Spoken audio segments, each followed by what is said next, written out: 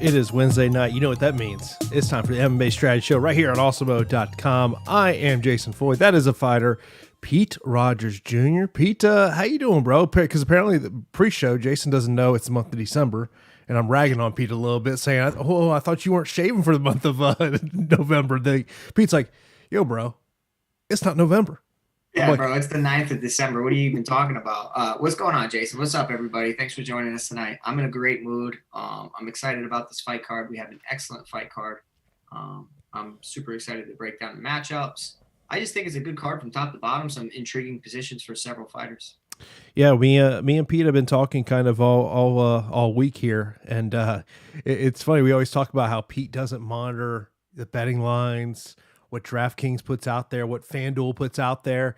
And he kept telling me, he goes, man, I'm liking Jacare. In my head, I'm going, oh, man, you need DK to put these lines out because this line keeps moving and moving. Because we're going to talk about it as we go on. There are some fights that the betting public really loves, and we've seen some major line movement on a couple of fights. We'll get into that. But, before we got to kind of talk about what we saw last weekend at the fight night card there in Las Vegas. And typical UFC fashion, we got a bunch of fights that, ultimately do not happen. Felt bad for you and Josh losing all those fights on fight day.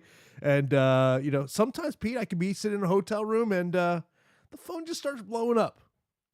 Yeah, man. Let me tell you that last week was like uncharted territory. I mean, we've had cancellations before on the show, but to have three, literally, I went into the meeting at 5:15 or whatever, like 15 minutes before we went live. And then, I'm sitting there talking to Josh in the pre-show, and I'm like, hey, we just lost a fight. He's like, oh, no, you're kidding. So then I think like 30 seconds goes by. I'm like, Josh, we just lost another fight. He's like, quit messing with me. And then finally I told him, like, Josh, we literally just lost 3 fights. And we have 10 minutes before we go live. What the heck? So Josh and I scrambled. It was a great show. We had, some great engagement with the audience. Obviously, you hopped in the chat and you helped us out with some stuff. We appreciated having you in the chat. But, man, this era, this COVID era, with especially mix that with Vegas, literally just bad luck central. And, we've already seen it this week with multiple cancellations. Yeah, I mean, I think we're at 11 fights right now. On my show today, I said, true, false, we will have 11 fights on Saturday. I say true. I think it's done. I think there's no more cancellations. I'm telling you, man, I'm looking at the UFC, and I think they got to be taking a quick look at their protocols. But you mentioned about last week, and, it's crazy. If for our premium members over at Awesemo.com, if you go into Fancy Cruncher Rewind, you can see, what would have been the optimal lineup.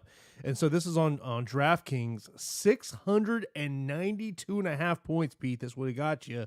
If you would have gone, and you would only have to have one fighter under 8,000. That was Jake Collier, who went out and scored 91.5 points. But if you had Marvin Vettori, Luis Smoka, Jamal Hill, Gabriel Benitez, and Leo Taporia, that would have got you almost 693 points. Wow. Yeah. That's crazy, Jason. And it's kind of what I always say is that middle range is sometimes forgotten. People they play high and low, and the middle range sometimes comes in with, some low ownership that you can definitely take advantage of. So, don't be afraid to just target one area, whether if you like people in the 8K range, then plug them in and play. So I did Cruncher Rewind. It was just one fighter per unique lineup. So here was the top 4 lineups. Just to give you the price range: 49.9, 49.6, 50,000 even, and 49.7. Just kind of shows you don't got to spend all $50,000. Yeah, and honestly, it's just it's pretty close to the 50K because you only needed one 7K guy. If, say, 2 7K fighters went out there, we would see that number be drastically different. But, I'm always advocating don't spend all your salary, especially if you want to take down a GPP. Usually 50K lineups don't take it down, or if it does, you're splitting with a lot of people. Of course, we appreciate everyone that's in the show live here right there on YouTube.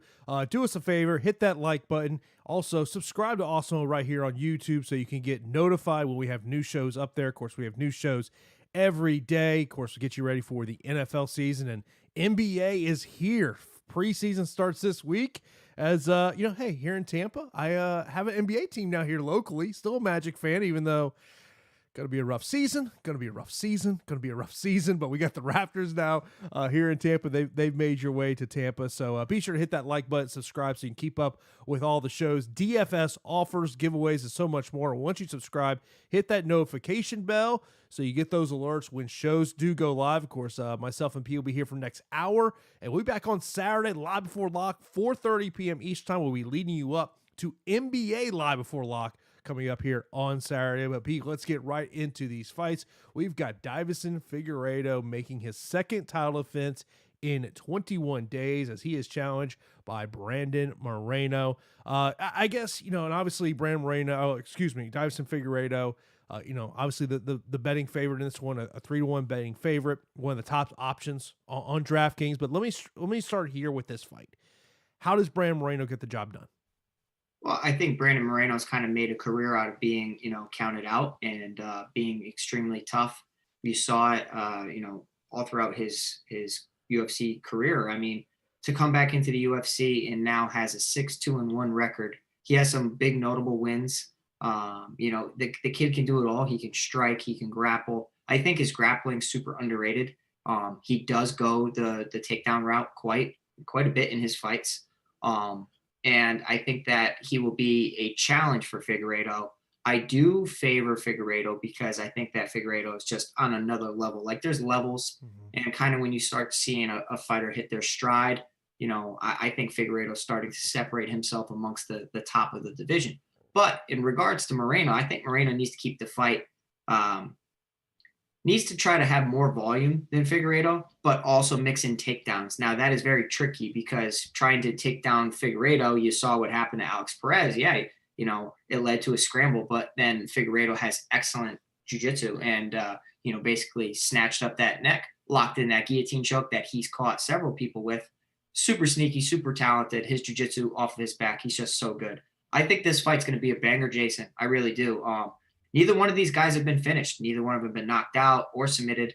If I'm looking at takedowns, Brandon Moreno has 15 takedowns in the UFC, so he's averaging like 1.6 per UFC fight. That's quite a bit. And, I think that is the strategy. Just keep Figueiredo guessing. Don't stay stagnant. Don't stay in front of the dangerous 125-pounder in Figueiredo. The FanDuel pricing on this one, we got $23 for Figueiredo, $18 for Moreno. Does a $23 number, does it scare you away? I think it's a little rich. I do think it's a little rich. And, I think it's appropriate. Obviously, like the guy's talented. He's amazing. A lot of people are going to point to the weight cut to see how much he's actually like cutting. But I mean, he's really not bad. I think I read a tweet that he's like around 134 pounds, 133 pounds. You mentioned that he's at the PI right now, which I think is perfect because he doesn't have to go home, get ballooned up, and then try to recut the weight. And it seems like he's really started to fix the things that were haunting him in the past in the Joseph Benavidez fight of missing weight. So I'm extremely impressed with Figueiredo in the UFC. He's 9-1. That he can do it all. He can knock you out. He can drop you. He can take you down if he needs to. He can, he could be losing the entire fight and then still go out there and snatch up your neck or an arm or whatever and get the finish. So I think that this is an interesting fight. $23 on FanDuel. I probably won't get there just because I like some other spots. I do think he wins. I just think that, it's a 125-pound fight. Neither one of these guys have been finished. What's the likelihood that they score high? I mean, I don't know. It could be a back-and-forth affair with Figueiredo edging out Moreno. Would it be safe to say that you like Figueiredo's price point much more on DK than you do FanDuel? Yeah, absolutely. I mean, the only boost to FanDuel would be that if Moreno does go the takedown well and he tries to stuff a bunch of takedowns, which could lead to an inflated score. In that case, I do think Figueiredo is somewhat sneaky. You also talk about it's 5 rounds now, and if he's constantly defending takedowns, Jason, maybe that really inflates his score and gets you some contrarian points where people might not put him in at captain because it is pretty rich, you know what I mean? But on DraftKings, I feel like, man, I might be able to get away from these guys. Yeah, I don't know. I mean, I think you got to roster this fight. I just think that just because of the styles and, Figueiredo is a guy that I truly believe this. I said this on my podcast earlier today. If he wins on Saturday night, to me, he's the fight of the year. There's so many, right? I feel like there's so many guys that are Okay, think about it. okay. You have 2 wins against Joseph Benavidez. So Okay. one where he missed weight was a title fight, misses Yeah. weight, then makes weight, wins the title. Mhm. Now defends the title against Alex Perez, turns around 21 days, a fast turnaround in UFC title history, potentially gets this one. I don't see how there's another fighter in the UFC you can make a case for to say they've had a better 2020. I think that, probably the only reason why you can't make a case for anybody else is because he's a champion. So what other champions are doing it? So I think anytime that you are a champion defending and trying this, I think this is what I think champions should be doing. Like, I know it's nice to take a fight every 6 months or every 5 months or whatever, and kind of just get nice matchups and all that and kind of build it up. But to me, this is like how champions used to do it. They used to fight all the time. They used to be active. They used to try to take down, you know, everybody in the top 10. That's what everybody should be doing. It's like you've told your manager you want 2 fights in 21 days or something. Yeah, I mean, it's like I said, hey, I mean, how many fights can I get in a month? I feel like that conversation's come up. Yeah, I wonder who. We mentioned this question here from Hunter, and Hunter, appreciate you chiming in here on YouTube. He says, Pete, what is your projection if Davison has to go into deep waters, meaning championship rounds? Yeah. Can you see him gassing? I can, and it's a great point. I do think that I would give the pace over 5 rounds to Moreno. In that case, maybe Moreno's super tough, right? Like, Moreno's going to be difficult to get rid of. If Figueiredo goes out there and just puts him away quickly, okay, you surprise the entire MMA community. I think Figueiredo gets it done. I think the longer the fight goes, the more it leaves an opportunity of Moreno to take advantage of a tired, fatigued Figueiredo. It's going to be a great fight. Looking forward to seeing Yeah. it coming up here on Saturday night. Co-main events, another fight that I'm really looking forward to. Tony Ferguson versus Charles Oliveira. Tony Ferguson, 8,600 on DK, 7,600 for Charles Oliveira. Then on the FanDuel side of things, Ferguson, $18, Charles Oliveira, $15. This is one of those fights that we were talking a little bit about earlier this week. I mean, I think the question mark I kind of have with Tony Ferguson is, how does he bounce back? I mean, that was a beating that he took back in May. Was that May? I want to say, against Justin Gaethje. And how does he bounce back? He's 36 years old. Charles Oliveira, a super active fighter, coming off a great win against Kevin Lee. Break this one down for us. I will say that, Tony Ferguson went out there and finally met his match in Justin Gaethje, and he was on such a roll in the UFC. I mean, now he's 15-2 in the UFC. That's such an incredible record. He's 8,600 right here, 25-4 overall. What can you say about Tony Ferguson?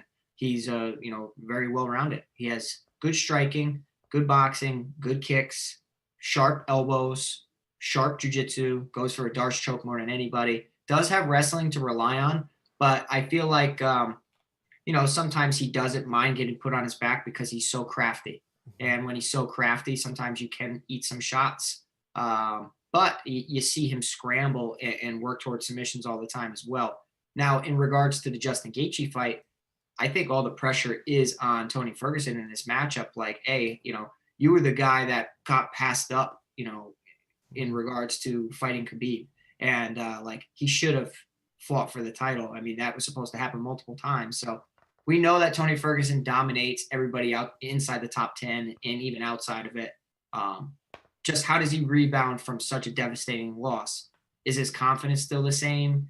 What happens if he gets hit with a shot? Is his chin somewhat gone now? I know that he took a ton of shots from Justin Gaethje. You have Charles Oliveira here, who I really feel like is coming into his own. And at 7,600, I think a lot of people are just going to automatically assume Charles Oliveira goes out there, lays an egg, and gets destroyed, because we have seen that.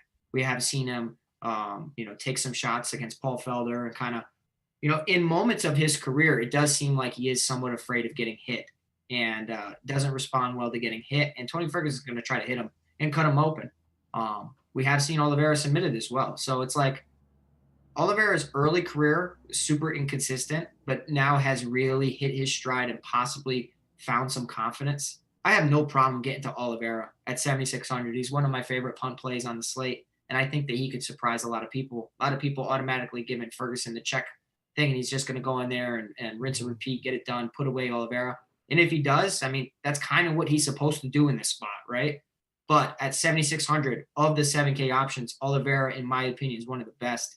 I think he's able to, take advantage of the damage that Ferguson sustained in that previous bout, mix in some takedowns, win some rounds, try not to get subbed. I don't mind him here. And I think Oliveira benefits from this fight only being 3 rounds as opposed to 5 rounds. But let me ask you this, and this is where you can bring, the knowledge out there to our listeners, is from a fighting aspect. When we think about Tony Ferguson, one of the things I think about is how he's able to land elbows, especially just quick inside elbows. What does Charles Oliveira have to do to make sure that he can take that weapon away from Tony? Yeah, he can't play the inside game. So, anytime you allow your opponent to get close, say Tony Ferguson is getting destroyed in the fight and losing, all it takes is one elbow to slice you open and the ref stops it because the doctor says you can't continue. So, that's why elbows are so important in MMA, is because it can really turn the tide. And I'll tell you what, Jason, a lot of fighters panic when they see their own blood. And it sounds silly because you're a fighter and you're supposed to be accustomed to that, but it's completely different when you're split open. I think Oliveira needs to stay on the outside, start to really chop at that leg. He throws a lot of leg kicks. When Tony Ferguson tries to throw some leg kicks on the outside, catch the kick, throw a right hand down the middle. If you're inside, we're grappling. Don't be dirty boxing with them. That's essentially how you avoid the elbows. Okay, so since you mentioned that, what was your reaction the first time you got cut in a fight?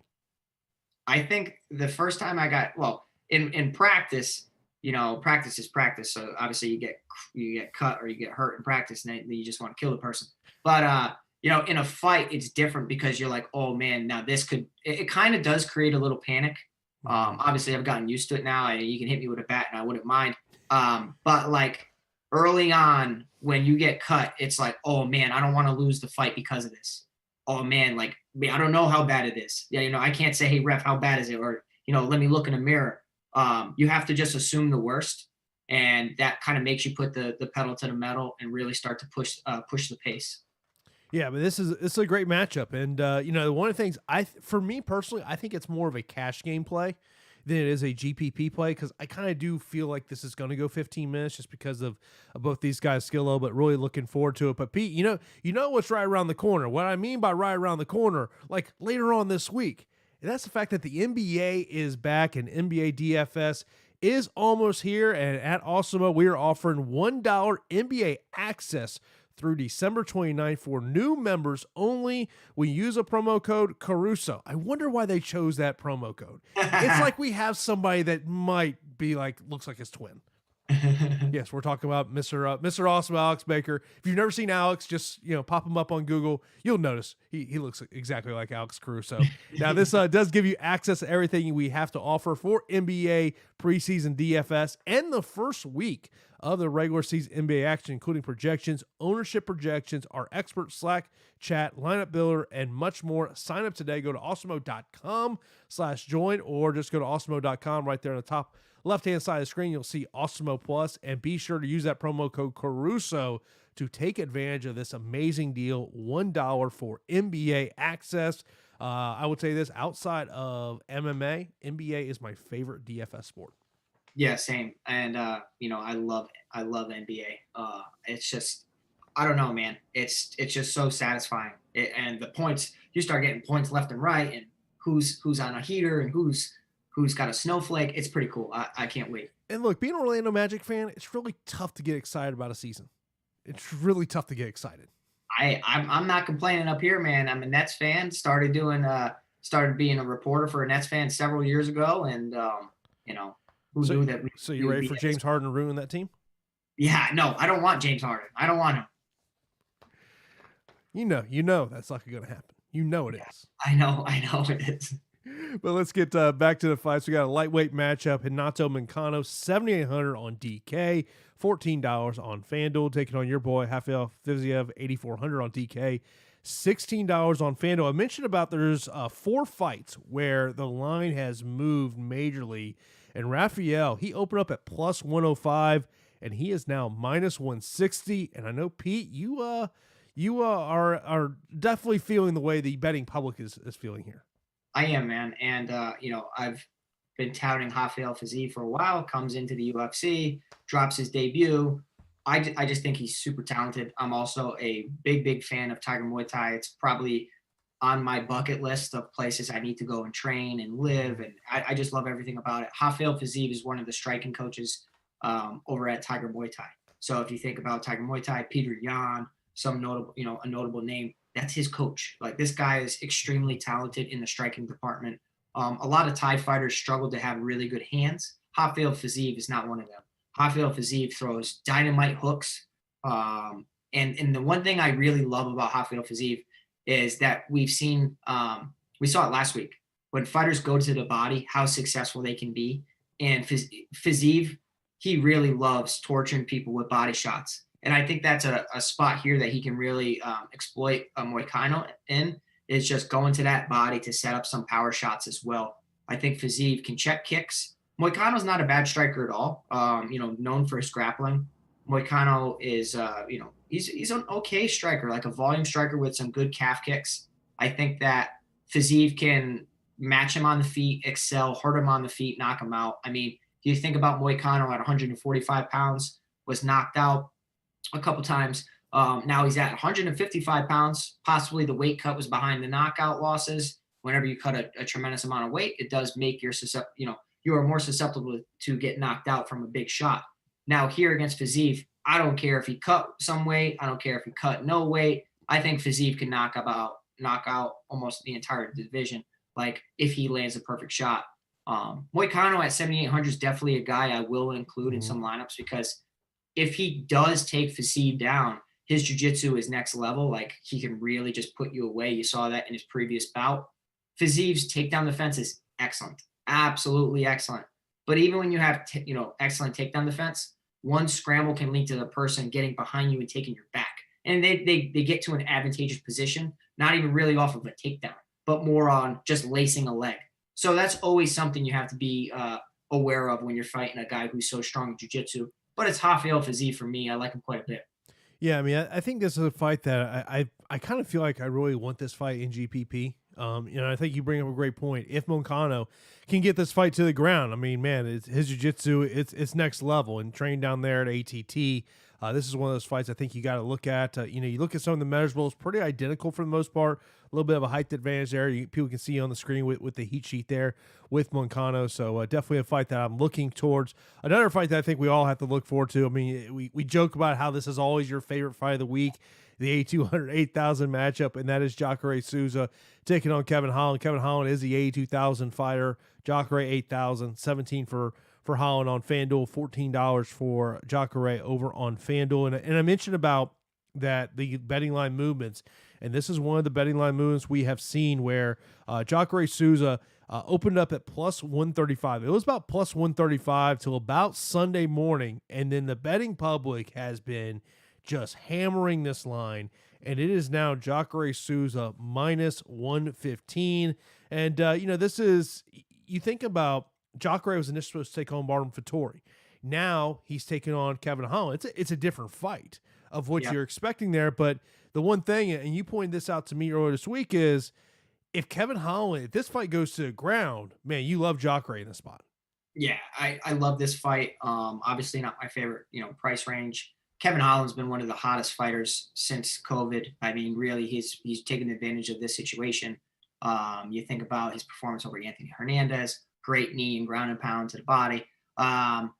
His knockout win over Joaquin Buckley, who has turned into a superstar.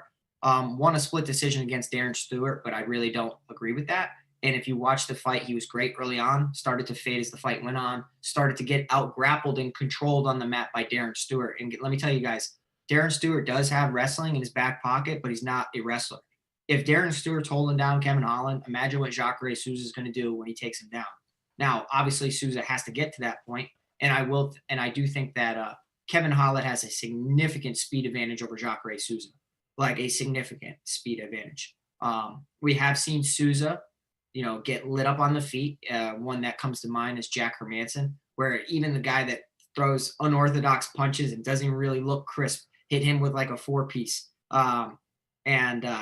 Souza gets rocked, but somehow always survives. Robert Whitaker is one of the few that's been able to finish him. I like this fight. I really do. Kevin Holland will have a significant speed advantage, like I mentioned. I just don't know if he has enough firepower to put Jacare away. Like Jacare just lost a split decision to Jan Blachowicz. That guy, that's the champ. Like that's insane. And I think that people could be underestimating Souza based on his age, but the guy is smart and can knock plenty of people out. And I think at this stage of his career, he should recognize, look, this guy has no. I shouldn't say Kevin Holland has no ground game, but he's definitely weaker in that department. You think about his loss to Brennan Allen, how he was choked out. Even John Phillips had Kevin Holland on the ground at one point in a scramble, and Kevin Holland was on his back. So what are you saying? What are you saying? I don't know what you're saying. I'm just saying, man. I think Jacare. Sarcasm. Yeah, I'm just saying that I think Jacare is in a nice grappling spot. Now, granted, if he goes out there and stands up with Kevin Holland, not going to work out for him most likely. So at 8,000, I'm going to hammer Jacare Souza as one of my guys. I'll definitely have some Kevin Holland because in the COVID era, he's been untouchable. And if he goes out there and gets off to a fast start, you could be looking at an early KO. Yeah, I mean, there is part of me that's tough to trust a 41-year-old Jacare, but he's at the right weight class that you want to see him at. You want to see him at 185 pounds. You don't want to see him at 205 because, I mean, look, this 205ers, they're really walking around about 230 pounds. I mean, they're just big boys. And so I do like the fact that Jacare's at 185 pounds, but man, this is one of those fights that I think from a GPP aspect and cash, I think this is a fight you have to, on both slates, whether it's DraftKings or on FanDuel, I think this is a fight that you got to have a decent amount of shares in.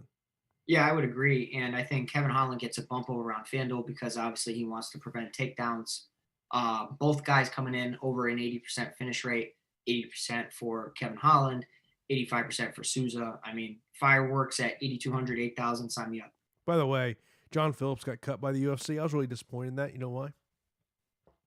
Takedown City. Because I want to fade him every time. Because he's, I mean, look, it's just, you just knew that. John Phillips, when he was going against a takedown guy, just go, it didn't matter what the price was. You could have told me he was 10,000 on DK. I'm still going to play it. I can't fault you there, buddy. Yeah, but this is the MMA strategy show right here on Awesemo.com. Of course, be sure to follow Awesemo on all of our social media channels at Awesemo_com. That is our Twitter handle. And also check out our feed on Instagram, Facebook, and our sports-specific Twitter handles as well. And there's only one way to there's one of the ways to take advantage of our giveaways.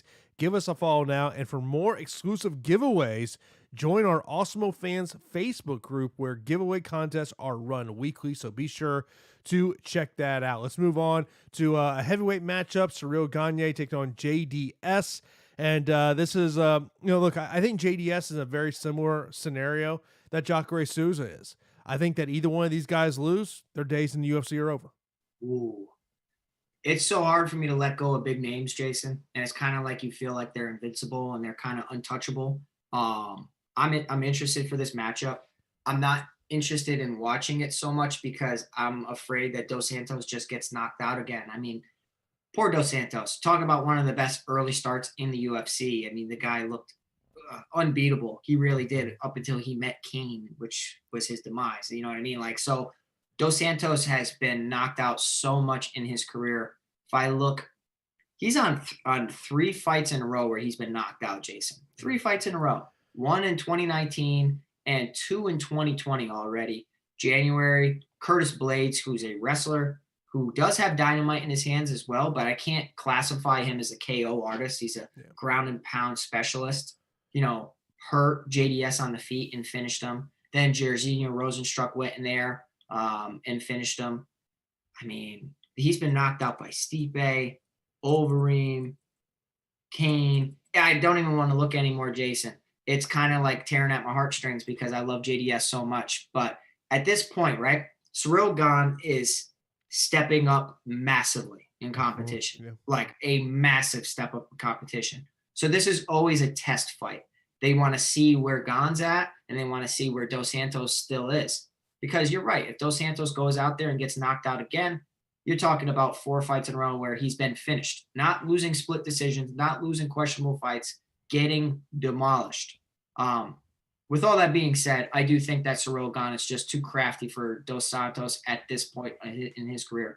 Yeah, They'll I mean, both enjoy the stand up and trade. So I really like Gane at 9,200. I go back to that first fight against Kane where I just remember watching and going, throw in the towel, save Yeah. your fighter. And it's one of those things that you just kind of wonder, how much of those beatings that JDS took against Kane, that it really took years off his career. I mean, look, it's, when you talk about, punt plays, I mean, yeah, JDS is a punt play, no question about it, especially on FanDuel at $8. And 7,000 on DraftKings, but I just don't see it. I will tell you, I was just kind of, I was messing around on the DK app and, I was putting lineups together and, I was like, let me put Peter Barrett in and just see what I can kind of put in there. And yeah, I could put in a lot of high salary, fighters in terms of that, but I don't like JDS in the spot. I'm just not a big fan of it. He's a big underdog. I want to say he's, Ciryl Gane, I want to say minus 420.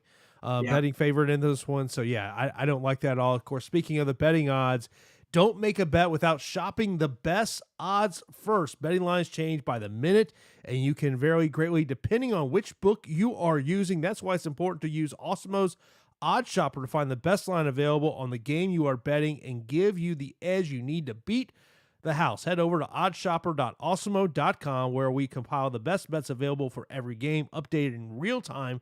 Sign up for free today to track your bets and receive alerts when the lines move. As I mentioned, there's some lines that are moving all throughout this week. So, maybe there might be some fighters that maybe you really like that line on Monday. And most likely is that best line is already gone. So be sure to check out Odd Shopper there over at awesemo.com. Let's move on to the preliminary card. We got Cub Swanson returning from ACL and meniscus surgery as he's going to be taking on Daniel Pineda. Daniel Pineda, 8,300, 7,900 for Cub Swanson. And then over on FanDuel, you got some value there in Cub Swanson at $12, $16 for Daniel Pineda. I mean, obviously the big question mark, Pete, is Cub coming back from an injury? Yeah, man. Big Cub Swanson fan. Trained with Cub Swanson out in New Mexico. Cub Swanson gave me an education like 6 years ago. I will say that I'm interested for this matchup. I'm just not interested in seeing Swanson get back in there too soon. I don't want him to try to pull the Dominic Cruz card, get in there. Not everybody can do that. Go in there, knock off the cage rust, and then have a flawless performance. And Pineda isn't bad anywhere. Like Pineda is very well rounded and has 100% finish rate. Coming in at 27-13, Swanson is 26-11. You talk about fireworks. This is like a veteran versus veteran, and it's going to be action from bell to bell. Pineda he throws heat standing up, similar to Cub Swanson, but definitely has the edge in the jiu-jitsu department where Swanson has struggled. Swanson has good judo where he can toss you, and he does have some jiu-jitsu background as well. I believe he's a black belt in Brazilian jiu-jitsu. He just, for some reason, slips up in fights. Maybe it's the ground and pound that opens up his neck or vice versa. I think that Pineda is in a decent spot here. Swanson's one of these guys that is definitely in my punt play category where I will have him in a few. Dos Santos in the previous fight, I'll have just some because it is Dos Santos. Mm-hmm. But in this fight, 8,300, 7,900, it's a close fight. It really is. And one shot can really make the difference. Maybe Swanson's knee is better than what we're giving him credit for. It's hard for us to really know that.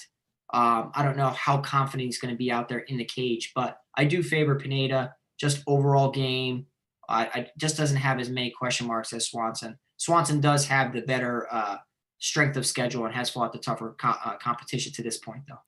Yeah, I mean, my concern is just coming back from the knee surgery of what does he look like, and I mean, look, Cub is, at 37 years old at 145 pounds, you're at the end of your career. I mean, there's you can't sugarcoat that.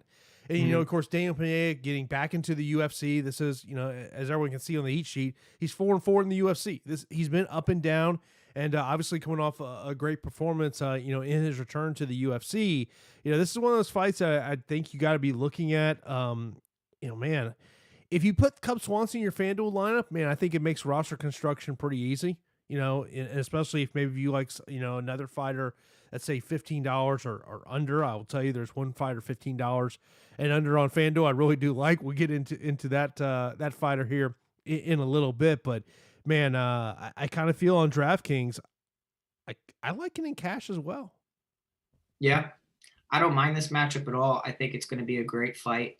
Both guys have been knocked out in the past. Both guys have been submitted in the past. They're both. I would say Pineda definitely is the finisher of the two. Swanson over the years only has a 58% finish rate, but he has fought some tough guys. So I'm excited. Both, above 35. So we'll have to see how it plays out, but I do favor Pineda. Something to mention over at Awesemo.com, MMA rankings are free. So check that out over at Awesemo.com. Also, NFL rankings are free to get you ready for whatever week of NFL we're in at this point. I don't remember either. Look at my world, man. It's we're in the month of December now, so it's kind of I know as the Buccaneers we have 4 games left. I know that. Yeah. I know exactly who we're playing. I know our path to the playoffs. So that is my world, Pete. I really don't pay attention to the rest of the league. I can't blame you. I've been checked out for a while since my Chargers been struggling. Yeah, it's been, I'm telling you what, man, I was impressed when they came to town here and Justin Herbert. He's definitely someone to pay attention to there. Of course, be sure to hit that thumbs up button right here on YouTube. Hit that subscribe button. Hit that notification bell so you'll know when a new show is live here on Awesemo, particularly with all the NFL coverage that we have there. Also, all the various shows that we have here at Awesemo.com. You got to check out that by hitting that subscribe button right here on YouTube. Let's move on to the next matchup, a female matchup, Mackenzie Dern versus Virna Jandiroba, 8,700 for Mackenzie, 7,500 for Jandiroba. And I mentioned about this earlier today. The last 2 fights, Mackenzie Dern has been gifted by poor fight IQ by her opponent. I don't see that happening here, but you were telling me a little earlier, you've got a major red flag on Jandiroba. Yeah, man, I'm interested in this fight, and I think we talked about how this is a very sneaky fight, and I think it will be targeted a decent amount because Dern, in some of her fights, and most of them, she has benefited from low IQ in her opponents, whereas a skilled grappler in Jandiroba will not be making the same mistakes. Now, you're talking about 2 elite grapplers, and I'm interested to see who has the better MMA game as far as MMA grappling, because it's completely different when you have the gi on, then when you mix in ground and pound. I'm interested to see this here. Jandiroba at 7,500, not a bad play by any means. I think she'll be extremely, extremely popular. People target heavyweights, the 7K option, or women's MMA, the 7K option. So Jandiroba will definitely be included in some of my lineups. Standing up on the feet, though, man, she's a liability. And you would never believe it until right now that I think Mackenzie Dern has a significant edge on the feet. Mm-hmm. Mackenzie Dern throws some heat. She really does. Like, she tries to finish her opponents standing up. And if you go back and look at some of her fights, it's like she's aggressive.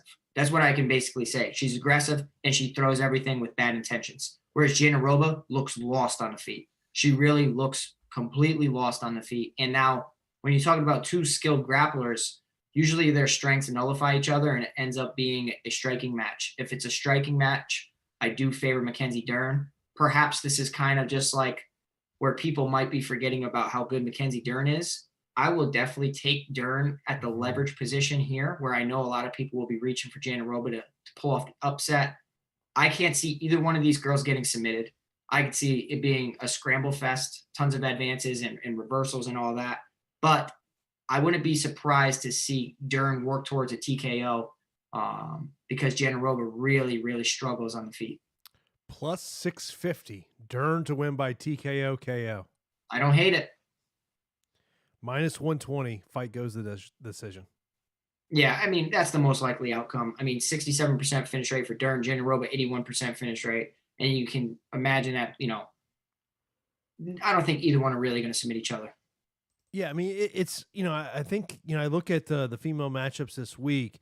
I will definitely have more in this matchup than the other matchup of Torres and Hughes just because of Tisha Torres, but it's definitely something you got to pay attention to. Now, a fight that I absolutely love, and just from a fight aspect, I think this could be a great fight, and I think this has got GPP and cash written all over it. Gavin Tucker, Billy Quarantillo, of course, Billy here from my hometown here in Tampa, as he is 8,500 on DK, 7,700 for Gavin, and they are both $15 on FanDuel. I love Billy in this spot. He has been a tremendous GPP player for us, cash player for us. The volume, the pace he puts on this fight, I think he's got the wrestling advantage in this fight.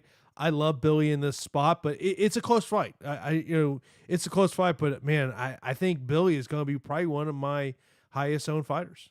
I love the fight as well, and I love it for DFS because I just see points literally everywhere. I just see points everywhere. Quarantillo's pressure is crazy. He really just only knows how to go forward. He goes forward so much that he runs into shots sometimes. He puts himself in bad positions, but he does have great wrestling to rely on. Early on, man, he used to get put in so many bad positions and have to constantly pull things out. Like he used to have to come from behind and work towards a victory instead of being in control of the fight. And now that he's actually in the UFC and not on the Ultimate Fighter, you're starting to see like, wow, okay, this kid has super potential, like good hands, good wrestling, good jiu-jitsu. Tucker is awesome and tricky, southpaw, but can go orthodox as well. Has some great Muay Thai. So he has some great footwork as well for a Muay Thai artist. Like you saw that in the Sam Cecilia bout. He looks incredible. He has grappling in his back pocket. If things get squirrely, he can go and take his opponents down. You saw that in the Justin James bout. Even when he was rocked and hurt, he took him down, worked towards a submission. So I think that, they're both Brazilian Jiu-Jitsu black belts, and that is interesting. Tucker hasn't been finished in his professional career. Quarantillo has been knocked out in his professional career, actually from a left high kick.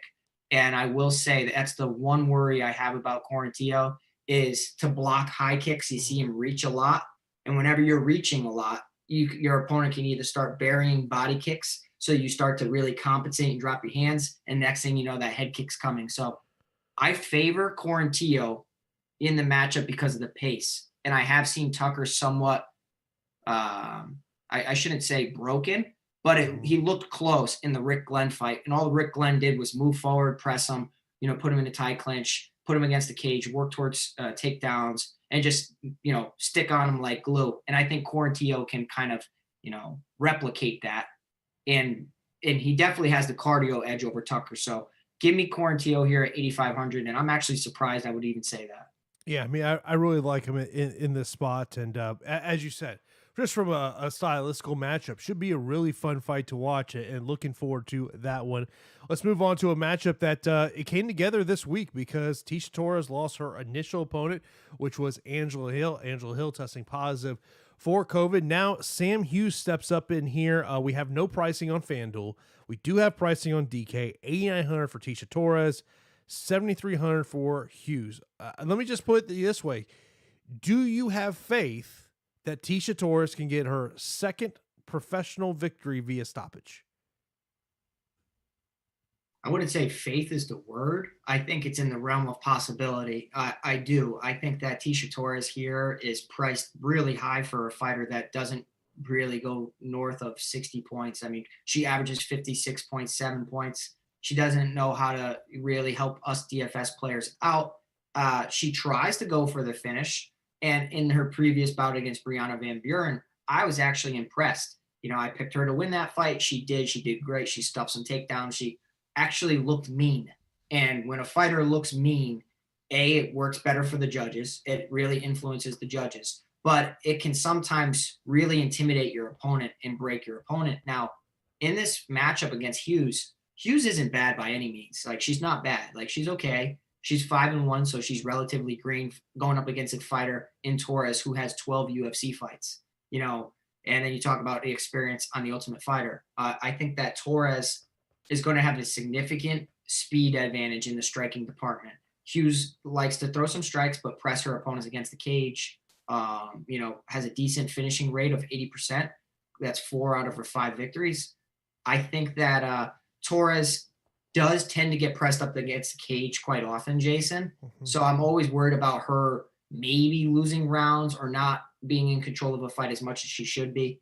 But for me, it's Torres. I guess I'll have a few of Hughes because I usually 150 max, but I really don't have a lot of confidence that she can come in here and take out Tisha Torres. Yeah, my concern with Hughes is just when you look at who she's fought leading up to this. I look at this fight like I get when the UFC calls, you don't want to turn them down unless like you're injured and you're able to fight. I get it, but I just kind of feel like this is a little too soon. I mean, you're talking about Tisha Torres. She's one of the OGs of this division. Yeah. So it's a tough matchup. I mean, Tisha's gonna, she should win. I mean, probably wins what 8 out of 10 times, 9 out of 10 times. Yeah, I'd say 9. And her level of opposition is crazy. I mean, listening to these last 4: Brianna Van Buren, Marina Rodriguez, Weili Zhang, Joanna Jędrzejczyk, Jessica Andrade. Come on, man. She should win this fight. Yeah, no, there's no question about it. I just think from a DraftKings aspect, because we have the pricing out already, it's just a matter of if Tisha Torres doesn't get the finish, and which we all know that's what she does. She gets decisions.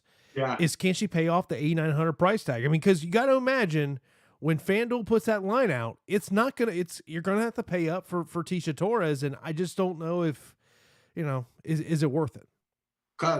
It's a fair point. Absolutely. 9% finish rate of Tisha Torres is 11 professional wins. That is god awful. But maybe she doesn't need a finish to pay off. Maybe Hughes is kind of just like a punching bag and just follows her around the octagon for 15 minutes and it leads to high significant strikes. I mean, maybe Torres gets over, I don't know, 120 significant strikes. It's definitely possible. Yeah, it's it's a tough price for me to pay, but I know I will pay for it in some lineups. I know I will. Of course, when you are a Awesemo Plus subscriber, you join a community. The tools and projections are great, but you also gain access to our premium Slack channel where you can talk strategy and other topics with fellow DFS players, participate in office hours with our Awesemo experts, and stay up to date with the latest updates to projections from Alex Awesemo Baker himself. It's our favorite feature for many of our subscribers and added perk to the Awesemo Plus package. I will tell you this, that me and Pete are going to hop into Slack on Saturday following live before lock because there'll be about 30 minutes before lock when we exit the show, so we'll be in there answering your questions. Of course, I do like trying to hop in there on a Saturday and sit there when I'm just sitting here in my home office doing some work in, so be sure to check it out if you're an Awesemo Plus member, get into that Slack channel over there. Next up, let's talk about this heavyweight matchup of Spivac and Vanderaa. Man, we saw kind of this, lower level UFC heavyweight fight last week with Collier and Vellante.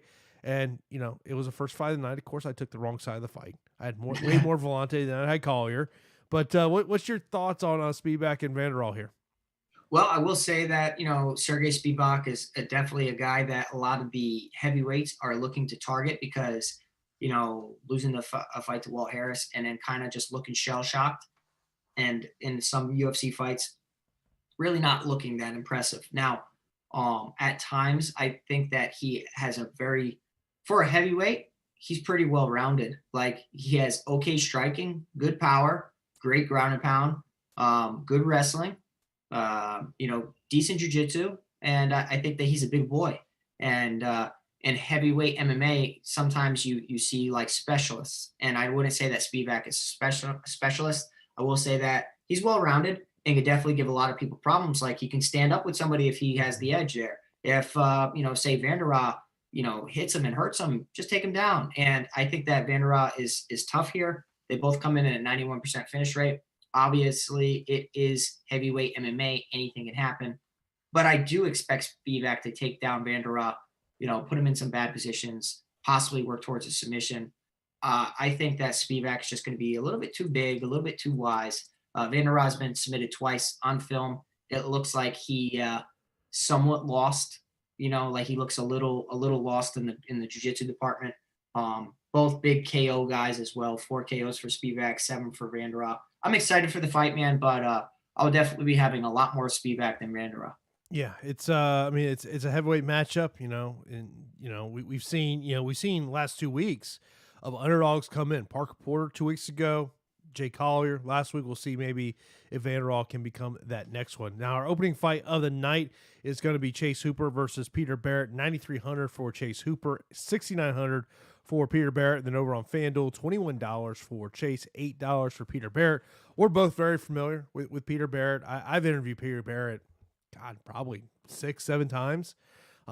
This is a matchup that, I see what the UFC is doing here. I think you see it as well, what's going on here. If Peter can keep this fight on the feet, he's a great punt play. However, we have seen throughout his career, he does tend to get caught in submissions. Yeah, I definitely think that, the UFC knows what they're doing in this matchup. I think they know, let's see what Peter Barrett can do. He has a similar style to Alex Caceres, and just saying that he likes to stand up and that he's a southpaw. I think that Peter Barrett, if the fight stays standing, he wins the fight. He's a strong, gritty guy. I think that he will excel in the clinch. The problem comes down to the grappling, obviously. And Chase Hooper's grappling and takedown attempts are kind of horrendous, but it's the pressure. Like, he'll fail and he'll just keep going. He'll get hit and he'll just keep going. He's very, very tough. Chase Hooper looked completely, outclassed in his previous fight against Alex Caceres. Caceres kind of just shrugged him off, like, get off me, little boy, and beat him up on the feet. I think that Hooper has made some adjustments. At least I would hope so. Instead of trying to go for some traditional double leg takedowns like a wrestler, that's not your strength. He pulls guard sometimes. I think that the one thing for him would be trying to get behind Peter Barrett, work on lacing the leg. Obviously, that's a lot easier said than done. I do think that Peter Barrett does make a lot of mistakes, though, Jason, if I'm being honest, like in his career as far as the grappling. And those mistakes can lead to capitalization from Hooper. And I think that on the mat, Hooper will excel. Barrett's not bad on the mat. It's just kind of submission defense. And I think the chaining of takedowns and grappling transitions mixed in with some ground and pound. 9,300 people might be a little hesitant of Hooper. Maybe he wins a little bit too soon. But as far as picking the fight, I think that Hooper does get it done. Barrett will be in a few lineups because of the facts that we just stated. Yeah, no, you bring it up there. You mentioned about 5 picks. Let's get right into our 5 picks. Let's go top to bottom. I'm going to go Chase Hooper. I just look at it, I think the ability for him to get to the ground, but like you mentioned, if Peter Barrett can keep this fight on the feet, he is a live dog in that one. Yeah, agreed. I'm going Hooper. Spivac and Vanderaa. I'm going Spivac. I will go Spivac as well. I don't even think we have to really talk about this one. I think we're both taking Tisha Torres. Yep. Gavin Tucker, Billy Q. Give me Billy Q. Hardest fight on the card, in my opinion. I say Billy Q, though. Dern, Jandiroba. Dern. I wanted to go Jandiroba until you've kind of talked to me about this striking aspect, so I'm going to go Dern. You talked me into taking the favorite. Okay. Swanson, Pineda. That's a tough one as well, man, but I'm going Pineda. I agree with you there. Give me Gane against Dos Santos. Yep, Cyril gone for me. Jacare, Kevin Holland. Jacare. Give me Kevin Holland. Okay. It's more of just betting against Jacare at this point in his career more than anything else. I can't hate it. Rafael or Moicano. Fiziev for me. Yeah, I'll go the same way. Oliveira, Ferguson. This is one I keep going back and forth on. Yeah, I'm going to shock everybody. And I tell you, I'll definitely split my exposure, but as far as picking, I'm picking Oliveira to win. Give me Ferguson. Okay. I've been Oliveira all week, but I don't know. There's just something that tells me I think those short elbows pay a massive advantage in this one. Then the main event, Davison Figueiredo, Moreno. Give me Davison Figueiredo. Same, Figueiredo for me. Here's a little backstory for you. Okay. If Moreno wins, this will be the first UFC champion for his manager, Jason House, who also managed Alex Perez. So back-to-back pay-per-views for Jason House potentially get his first UFC champion. Wow. Okay. It gives you a little one there. Let's get into some questions before we get out of here on this edition of the MMA Strategy Show. Of course, if you ever are unable to watch us live on YouTube and maybe you want to download us for your drive to work the next day, the show is available, a part of the Awesemo Podcast Network. And be sure to hit that subscribe button and leave a 5-star rating and review with your Twitter handle or Awesemo username included. And you can win a free week of Awesemo Plus. We'll be giving away a free Awesemo Plus pass every week to the person who submits our favorite review. Good luck. That really does help us out a lot. Someone who's in the podcasting world, I can tell you that helps out a lot. Samuel, let's start with Hugh. He says, "What is the Holland Jacare be in the optimal?" I say yes. I say yes as well. Bill says, for DraftKings, who gets more points, Raphael or Tony? That's a close fight, man. I think it's hard to bet against Tony's volume. Yeah. I'm backing Oliveira, but I probably still give me Fiziev. Next up, let's see here. Samuel says top fight cigar to target regardless of which site. All right, let's give them 3. I would say Holland Jacare. Yeah, Quarantillo Tucker. Yes, because of volume. I think Ferguson Oliveira. I like that more as a cash game than I do GPP. In terms of a GPP for the third one, the Moicano fight, I think. I threw that one out there.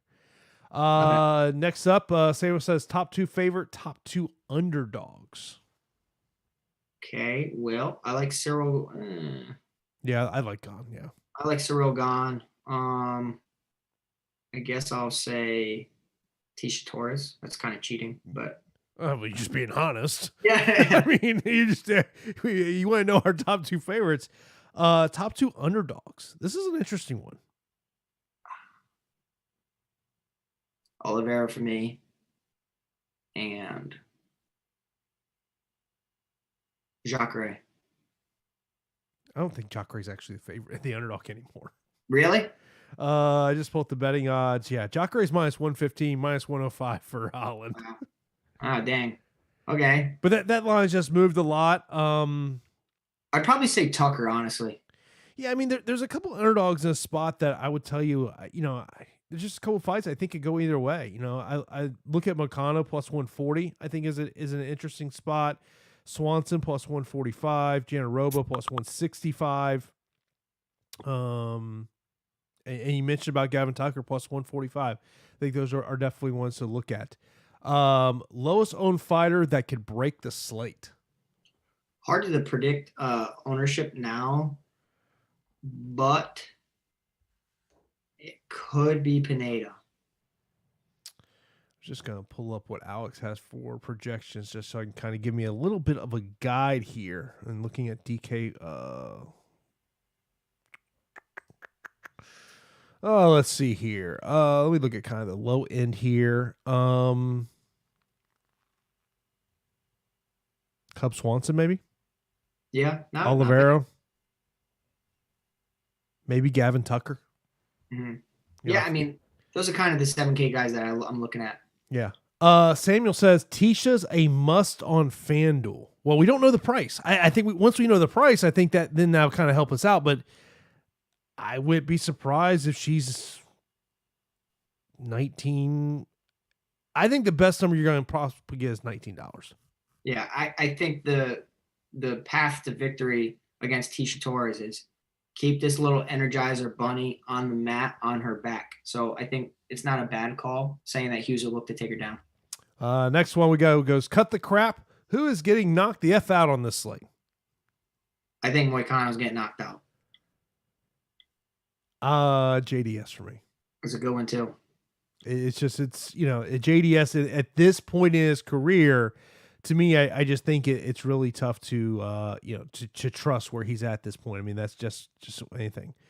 Here's an interesting one. Kilo asked you, Pete, any fight picks hinge on weigh-ins? You definitely have to, pay attention to the main event. We are hearing reports Figueiredo's weight is doing well. Same thing with Moreno. Obviously, a lot can change over the course of the next couple of days. But outside of that, man, I think that we're going to be fine as far as weigh-ins. I think everybody will make weight. Samuel, a couple questions more from him. He says, which fighters that to target that are not getting no love?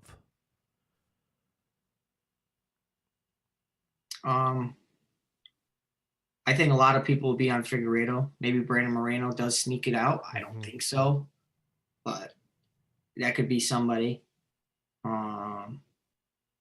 Could Daniel Pineda be kind of a sneaky little play there? Yeah, I think that he's a guy that could possibly break the slate because of Swanson's inability to defend submissions.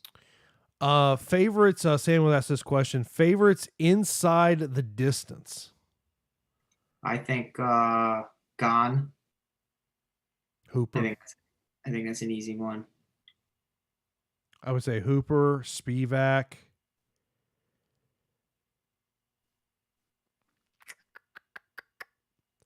Holland, Jacare, either one of them.